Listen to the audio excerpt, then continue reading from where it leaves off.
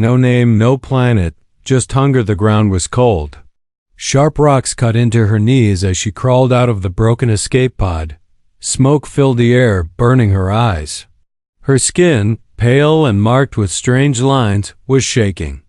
She had no clothes, just a silver cloth barely covering her.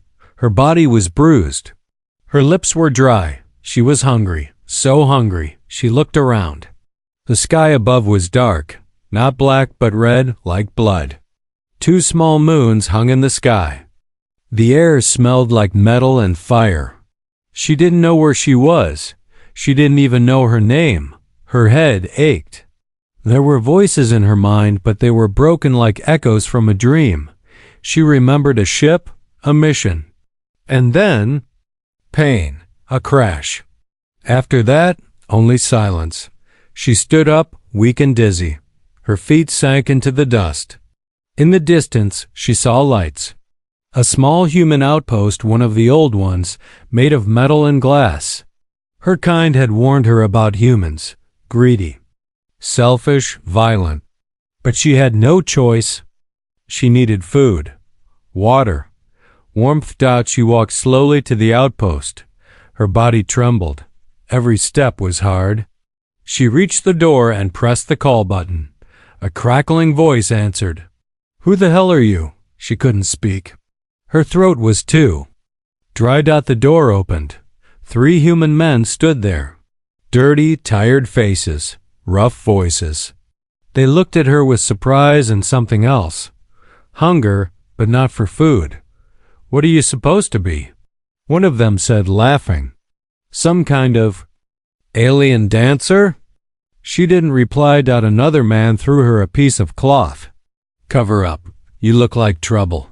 They gave her a little water and a hard piece of bread. She grabbed it with both hands. She chewed like an animal. Her eyes never left their faces. She could feel their stares. "We don't feed for free," one man said, stepping closer. She didn't understand his words, but she understood his eyes. She looked down at her silver cloth. She had nothing else to offer. No money, no weapon, no name. Just this. That night, she stayed in the storage room. Cold floor, no blanket. But she had food in her belly. She gave away half her cloth for it. Next day, she did the same. Traded a piece of her cloth for another meal. The men laughed. Called her names. Treated her like she was nothing. But she kept quiet. She needed to survive. Days passed. Her body grew thinner. Her silver cloth now barely covered her. Her pride was gone. Her fear was not. Something inside her whispered, "You are more than this," but she didn't know what. One evening, as she sat outside the outpost, staring at the red sky, she felt something strange. A memory flashed. Bright lights, her hands on a control panel, voices shouting in her language. She was not just some escaped slave. She had been someone important. But who? She closed her eyes. Her fingers traced the strange marks on her skin. Symbols, maybe codes? She didn't know. But they felt familiar. "Hey," she opened her eyes. A human man stood near her. He was different. Clean clothes, calm eyes. He held a food packet in his hand. She backed away. "I'm not like the others," he said softly. "My name is Daniel." She didn't answer. He placed the food beside her and stepped back. "You don't have to trade anything. Just eat. You look like you haven't had real food in days." She looked at the packet, then at him. Why? No one. "Help for free. I work on the tech systems here," Daniel said. "I saw the crash report. You're not from here. Maybe not even from this sector." Still, she said nothing. He sat down a few feet away. "You don't talk much." "That's okay. You don't have to. But listen, those guys inside, they're not good people. They think you're weak, but I don't." She turned her face away. A tear slid down her cheek. She didn't know why. Daniel stood up. "I'll be around. If you need help, real help. Find me?" He walked away, leaving her alone. She picked up the food. Real food. Warm. Fresh. She ate slowly this time. That night, she slept without giving anything away. And for the first time since the crash, she dreamed of the stars. She had learned 2 things since the crash. Hunger speaks louder than pride. Kindness is always a trick until proven real. So when the man named Daniel gave her food without touching her, without asking, without staring, it didn't make her feel safe. It made her feel scared. Why? Because in her world, no one gave anything for free. The second night, he came again. He placed a folded blanket near the corner where she slept. I figured the floor's cold, he said. She didn't answer, just stared at him, silent and still. Daniel didn't wait for thanks. He just nodded and left. She didn't touch the blanket at first, watched it for minutes like it might explode. Then finally, slowly, she pulled it over her body. It smelled of clean cloth and engine oil. It was the warmest thing she'd felt in days. She didn't sleep that night. Instead, she watched, listened. At 02:00 hours, she moved through the vents above the outpost hall, silent, careful. Her people were born with light steps and sharper instincts than any human. She found Daniel's room, small, neat. Tools hung on the wall. A flickering screen showed star maps. A half-finished message on the console read, "Subject, possible survivor from Zone 9 crash, requesting further instructions." She may not be human. She may need protection. She stared at it. He knew she wasn't human, and yet he still helped. The next day, the other men noticed the blanket. "Where'd you get that?"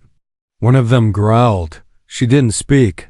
"You think this place is a hotel?" Another spat. "Maybe you think you're special now, huh?" One of them reached for her. She moved back, fast, like a shadow. But before anything could happen, Daniel stepped in. "She's under my protection," he said calmly. The room went quiet. "You serious?" One man laughed. "You think she's worth it?" Daniel's voice didn't change. "Try to touch her again. I'll break your arm." They didn't laugh after that. That night, she sat near the old cum tower, watching the stars. Daniel walked over and handed her another food pack. She took it, eyes narrowed. "I read the logs from the crash site," he said. "You came in on a Class 7 alien escape pod. Markings I've never seen before. You shouldn't be alive." She said nothing. He sat beside her. Not close, just near. Enough that she could hear him clearly. "I don't know who you are, but I think you're more than what they see." She looked at him slowly. "Why?" She whispered. Her voice surprised even her. She hadn't used it in days. "Why help me?" Daniel didn't answer right away. Finally he said, "Because I've been alone too." They sat in silence. Wind howled across the rocky surface of the moon. The stars above blinked slowly, like ancient eyes watching everything. She looked at Daniel. Not cruel. Not like the others, still human, but something different. She wanted to believe him. She wanted to trust. But her mind was still chained to fear. Suddenly, a loud beep came from Daniel's cum unit. He checked it. His face went pale. "What is it?" she asked. He showed her the screen. A red warning flashed. "Unidentified ship entering Sector 9. Origin unknown. Not human." Her heart dropped. She knew what it meant. "They found me," she whispered. Daniel looked at her. "You were running from them." She nodded. "They're not coming to rescue you, are they?" She shook her head. "They want me dead." Daniel stood up. "Then we better make sure that doesn't happen." She stared at him, confused. "Why?" "You already asked me that once," he said with a smile. "Maybe someday I'll tell you, but right now we need to move." She stood up, slower. For the first time in many days, she didn't feel like prey. She felt like a person. No longer just a thing to be used. Not just a body with no name. Maybe Daniel couldn't give her back her past, but maybe Just maybe he could help her build a future. The sky didn't roar. It whispered. And that whisper made the ground tremble. She was sitting alone near the com tower, eyes closed, trying to remember her name, a real name. Not what the men called her. Not alien.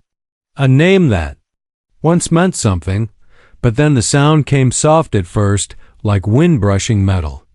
Then louder, deeper, like something massive tearing through space. She opened her eyes. The stars were moving. No. Not stars. Ships. Black ships. No lights, no sound. Just shapes, dark, perfect, and terrifying, falling through the sky like shadows. On fire. She knew those shapes. She had seen them in her memories. In the nightmares she couldn't understand. They had found her. Daniel ran up behind her, breath short. You see that? She nodded. Her face was pale. They're not human, she said. I figured. He tapped his scanner. Their heat signature is wrong. No communication. No ID. Just silence. They're not here to talk, she whispered. Daniel looked at her.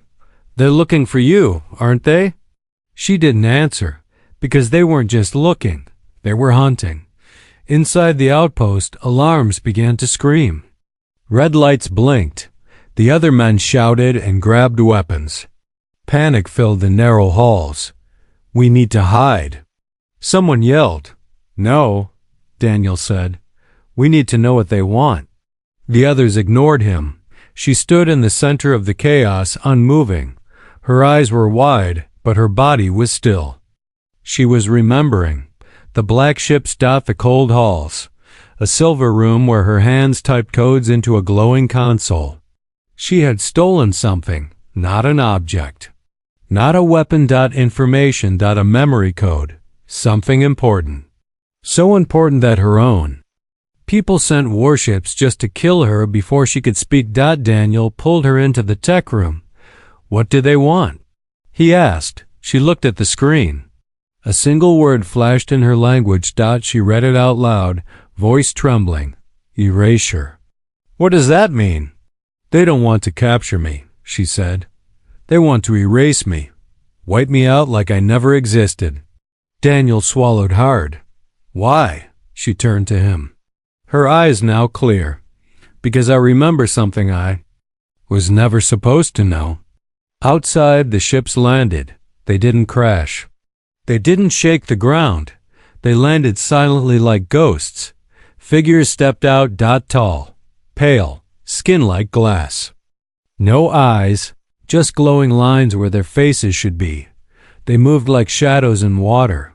Smooth, cold, controlled. The first man who saw them screamed. He fired his weapon. The energy blast hit one of them and passed through as if they were smoke. Then the man was gone. Not killed. Erased. No scream. No sound. One blink and nothing was left but dust. Daniel grabbed her arm. We can't fight that. No, she said, but we can run. To where? Anywhere with signal range. I need to send a message. To who? She hesitated. Then said one word. Earth. Daniel stared at her. You want to contact Earth? Why? Because. They're next, she said. He blinked. You mean they're planning to attack us? She nodded. I have the coordinates. The strategy. I stole it before they could launch. That's why they're here. Not to rescue me. Not to capture me. To silence you. They ran. Out through the back tunnels of the outpost. Behind them. More flashes of silent light. More men disappearing like smoke. Daniel held her hand. He didn't ask questions now. Only one thing mattered. Getting to the old satellite dish. If she could send a single burst to Earth's military channel, she could warn them. Maybe save millions. As they reached the ridge. She looked back. The black ships were rising again. They had what they came for. Not her. Evidence. They were erasing the outpost. Every computer. Every trace. Every voice. Soon. It would be like nothing ever happened here, except her, except Daniel, the last two souls who knew the truth. She fell to her knees beside the dish. Blood on her leg, smoke in her lungs. Fingers shaking. Daniel worked the old terminal. Just say it, he said. I'll translate. I'll send it. She looked at the stars. Then spoke. They are coming. They erased my people. Now they come for yours. I was one of them, but I chose to run. Earth must prepare, or Earth will fall. Daniel hit send. Signal blinking. Transmitting. Message away. Far in the distance. One final enemy ship turned and started flying back. Straight toward them. The signal was sent, but now the sky was angry.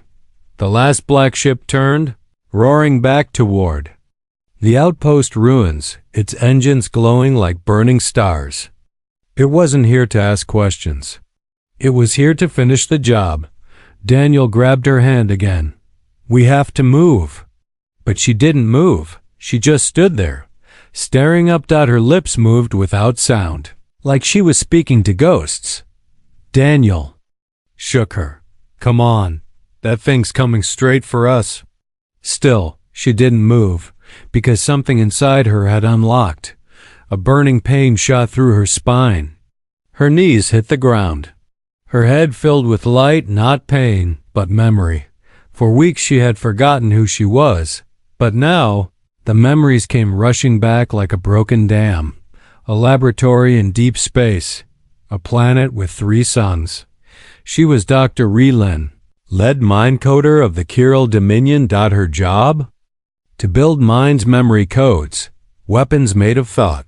Secrets stored in living flesh. She had hidden something inside herself, something her own people wanted erased. Daniel knelt beside her. Hey, stay with me? What's happening? She looked at him, eyes glowing now, bright silver. I know what they're after, she said softly. He blinked. What? There's a memory code inside me. It's not just information. It's a design, a living weapon. Daniel froze. You're saying you are the weapon? She shook her head. No, I was the vault. The code is locked in my brain. They can't get it unless I speak the full sequence. And if you do? She looked at him, voice shaking. Earth burns.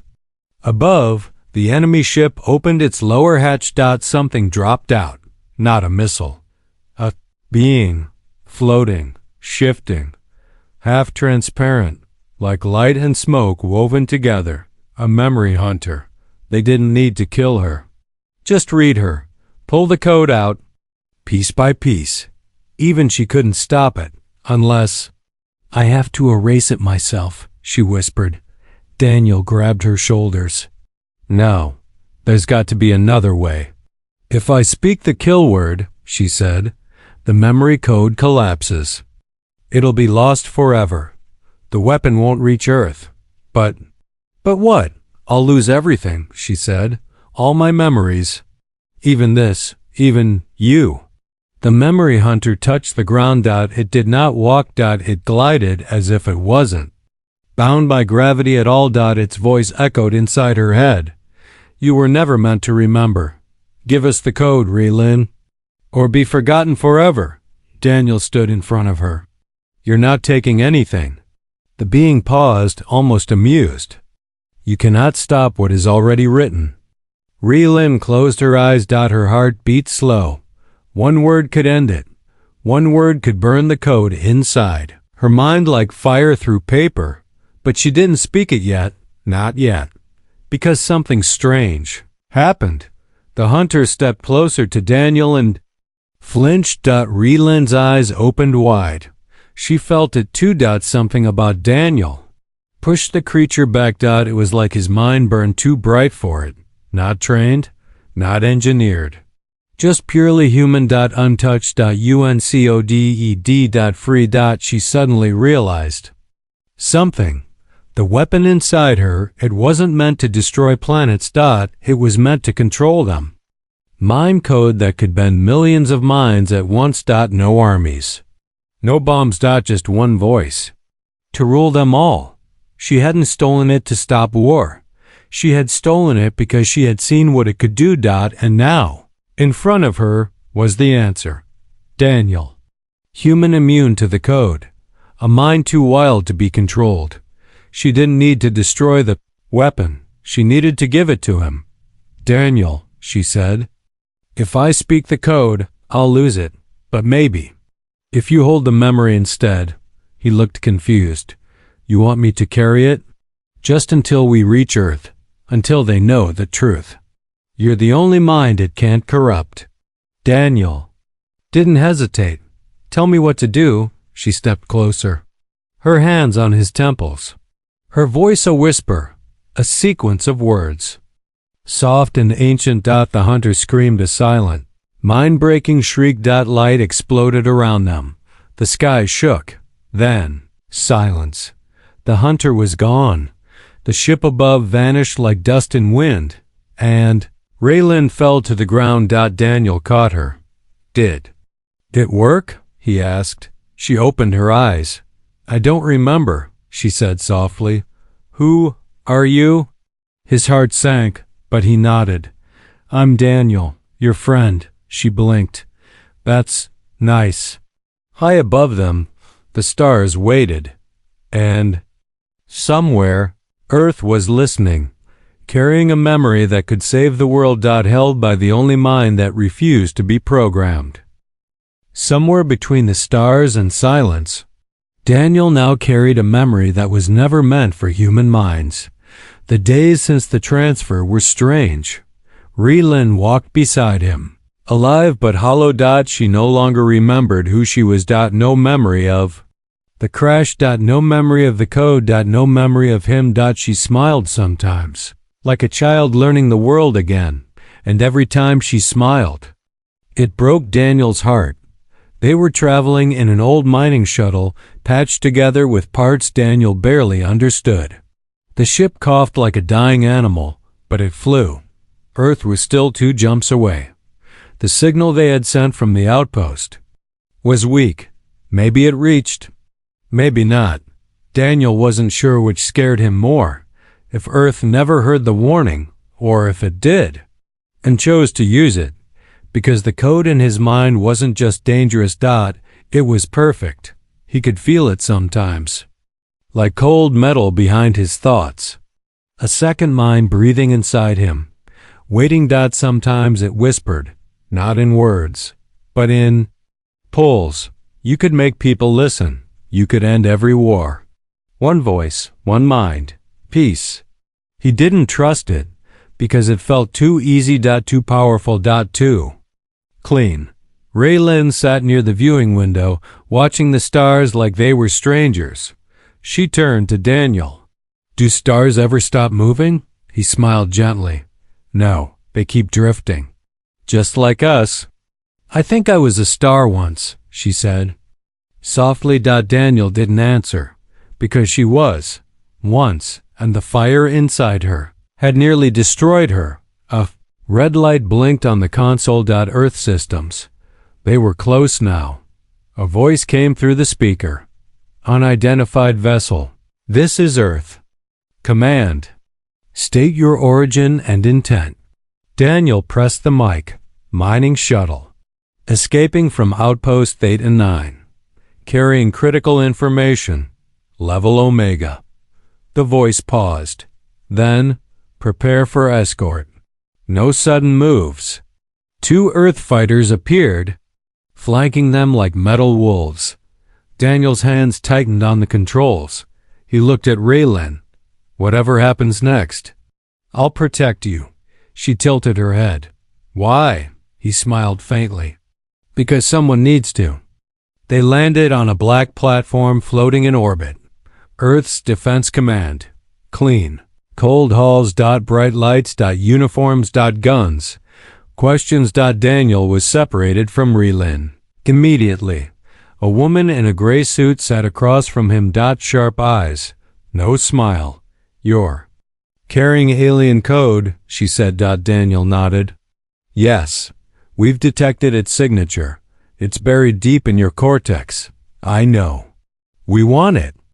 Daniel hesitated, then said, No. The woman didn't blink. That wasn't a request. Daniel leaned forward. You don't know what it is. She folded her hands. We know enough. It's a command protocol, multi-species, capable of mind synchronization at planetary level. And you want to, what? Daniel said, control the planet with it? The woman smiled. Only the dangerous parts. Daniel shook his head. That's how it starts. She leaned closer. We could use it for peace. No war, no crime, no rebellion. Everyone working together. Harmony. Daniel's voice was calm. That's not peace. That's programming.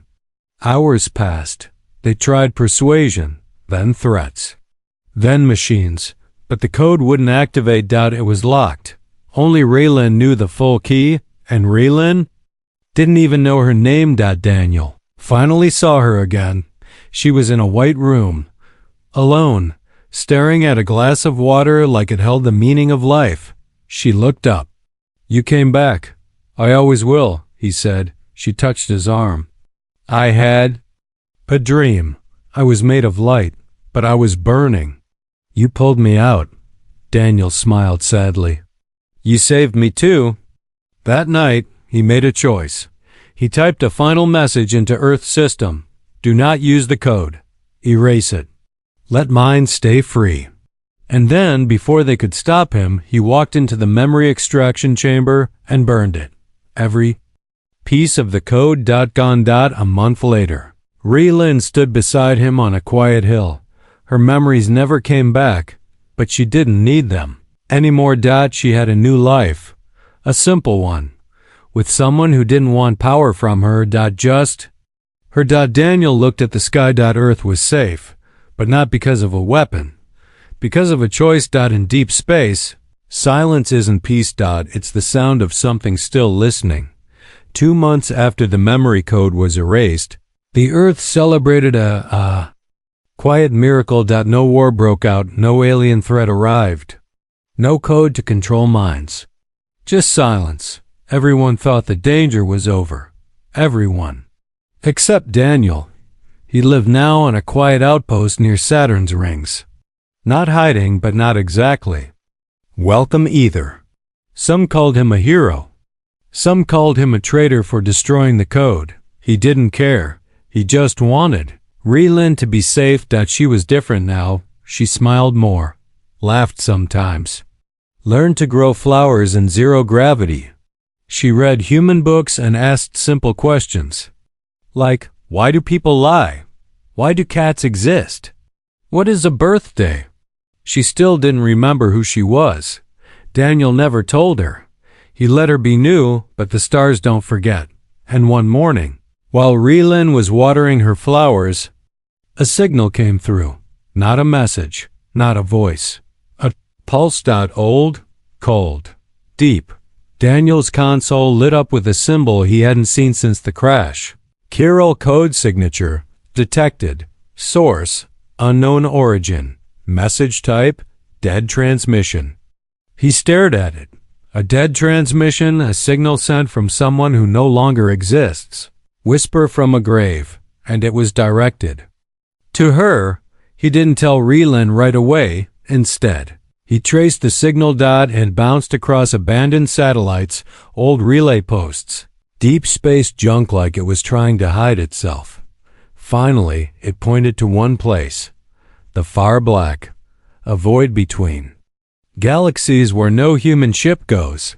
Where stars disappear. Where things vanish. Beside Raylan as she looked at the stars, he handed her a data crystal. This came for you, he said quietly. She turned it in her hands. What is it? A voice, he said. Maybe yours. Maybe someone else's. It came from somewhere we can't explain. She looked up. Should I play it? He nodded. That's your choice. She placed it into the console. The screen flickered. Static. Then a voice. Her voice. If you're hearing this, it means I failed to erase everything. I left a fragment of myself hidden in the black, in case I forgot who I was, because I needed someone new to remember why it mattered. Ree-Lin stepped back, breathing hard. The code wasn't the only thing I took. There's something worse. Something still alive out there. It's looking for me. Or maybe it's already looking through me. Daniel froze. What does that mean? Ree-Lin's hand shook. I don't know, she whispered. But I feel something now, in my dreams. Something watching. That night, Daniel didn't sleep. The transmission kept replaying in his mind. Something still alive out there? Maybe it's already looking through me. He sat at the terminal, reviewing logs, radiation patterns. Sensor noise, faint. Gravitational ripples from deep space. At 3:42. System time a blip. Tiny, but unnatural. Not a comet. Not debris. Something moving, slowly, toward the solar system. A ship or a being. Or something without a name. He woke Ree-Lin. We need to go. She didn't ask why, because she had felt it too. In her bones. In the empty spaces of her forgotten mind, something unfinished was coming. They launched the shuttle. Silent, dark, flying. Blind. Daniel sent a final transmission to Earth. If this is heard, do not follow. This isn't a rescue. This is a warning. Something is awake in the black, and it remembers us. They left orbit. Stars ahead, a shadow behind. The last signal echoed from their ship and vanished into the void. In the beginning, she had only her clothes. Now she had memories not her own, a name not yet chosen, and a heart that didn't know if it belonged to a star or to Earth. For 30 days, they traveled through the dark between galaxies. No planets. No suns. Just silence. And every night, Ree-Lin dreamed of light, but not warmth. It was cold. Alive. Watching. Daniel didn't sleep much. He read old books, repaired old wires, talked to Ree-Lin about everything and nothing. Do you miss being human? She asked one night. Daniel laughed. I still am. She tilted her head. Are you sure? I think so. Why? She smiled gently. Because you feel like more. They reached the edge of the far black. The sensors stopped working. Time moved. Strangely, Daniel's voice echoed inside the ship even when he stopped talking. Then it arrived. Not a ship. Not a being. Something in between. A consciousness shaped like space itself. No eyes. No face. Only gravity. And memory. Ree-Lin stepped forward. Her skin began to glow. It knows me, she said. It remembers what I tried to destroy. Daniel grabbed her arm. Then we fight it. She looked at him. Double quotes. No, you can't fight memory. The being spoke. Not in words, in feelings. In images, Ree-Lin saw herself as a child, as a soldier, as a traitor, as a prisoner, as a scientist holding the original code, then as light, breaking apart, choosing exile. Daniel saw her too, every version of her. And still, he stepped forward. You don't get to define her, he said. She does. The being paused. It shifted. It showed Daniel as well as a mechanic, a boy, a fighter, a thinker. But no code worked on him. Because Daniel had never been programmed. He was chaos in its purest form. Free will, breathing. Then came the choice. One final offer. Ree-Lin could return to what she was, her memories, her power, her species. In exchange, Daniel forgets everything. The code is restored. Earth becomes one mind, or let it all go. Remain only what she is now, free, unknown, human in everything but blood. She looked at Daniel. He didn't beg. He didn't speak. He just looked at her like she mattered, no matter who she had been. And for the first time, Ree-Lin didn't think about what she lost. She thought about what she could choose. I'm not yours, she told the being. Not anymore. The light faded. The stars returned. The ship hummed softly. Daniel turned to her. What did you do? She smiled. I told it to forget me too. And now? She reached for his hand. Now I write my own code. They returned to Earth. Quietly. No medals. No statues. No stories told. Just two people who saved a world and asked for nothing. Lynn took a new name. Lena. She learned to live slowly, one moment at a time. Sometimes she touched her skin and wondered what planet she came from, but then Daniel would take her hand and she'd remember what truly mattered. Where you're from doesn't define you. What you choose does, and somewhere, far across the stars. The last fragment of the code drifted quietly in the dark, forever locked away in the one place no machine could reach, a human heart. The end.